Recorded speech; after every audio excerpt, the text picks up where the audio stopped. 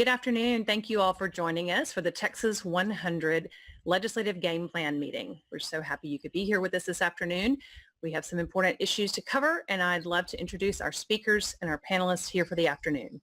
We have Eddie Speed with Colonial Funding and Note School. We have Chuck Rice in Austin, Texas, the lobbyist for the Texas Land Developers Association. Bob Repass, also with Colonial Funding, and Mitch Stephen, one of our founders of Texas 100. So we'll get this started, and I'll kick it off to Mitch and Eddie. Great. Okay. I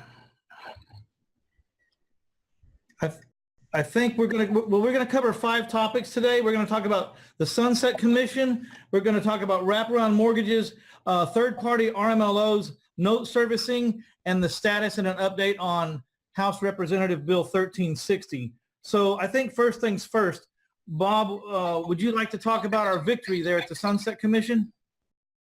Absolutely, Mitch. Thank you, and I'm glad everybody's with us. We wanted to start off by telling you that this past summer we were victorious in our efforts with the Sunset Commission to keep the Texas Savings and Mortgage Lending Department as a standalone operation, and this was very important, and I'm going to turn it over to Chuck to kind of give you some of the reasons why we wanted it to be that way. Well, for those of you who don't know what the Sunset process is, it is a review of state agencies that is supposed to happen every 10 years. They're often pushed back. This one hadn't happened in 17 years. And what they try to do is make sure the agency is doing what they intended for that agency to do in this process. It's made up of 5 House members, 5 Senate members, and 2 members of the public. The commission starts the November before we go into session, so it's lasts about a year and a quarter of actual work. They have their own staff. They have they're independent. They do their own analysis. When they got through doing their analysis this year, they recommended the savings and mortgage be rolled into the Banking Commission. There was a real lack of understanding and sophistication of what is required in the mortgage business today. We got those recommendations in early summer, and then throughout the summer, we talked to members of the legislature.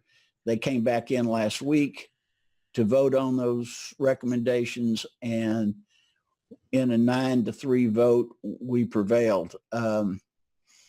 It was quite a victory for us. We worked with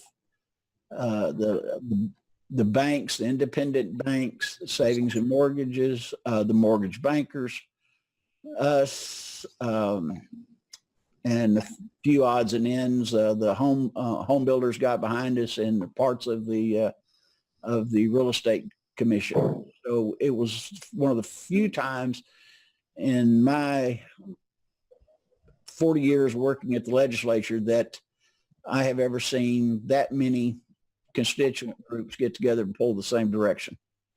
So just as a quick synopsis of that, all you owner financiers out there have no idea how close you came to being regulated by the Banking Commission, which would have been horrible. You'd have to report like banks. So Chuck Rice and everybody's on their effort kept the Savings and Mortgage Lending Commission from closing down and being rolled up into the Banking Commission. That's the bottom line, right, Eddie? That's it. That's a big deal. Thanks, Chuck, for your special efforts. Absolutely. I want to say that our group was the first ones to step up, and then everybody else got behind us. Yeah, y'all were the catalyst to get it all done, pull everyone together. You're the one that figured out that everybody was on the same page. It's true. Yeah. All right, if we've had enough on that one, I'm going to go to Eddie Speed with the wraparound mortgages. Yep. So Chuck has made us aware over the last couple of sessions in the Texas legislature that there has been not just one, but several different bills that have been proposed related to essentially outlawing a wraparound. And so we know there's got to be a compromise.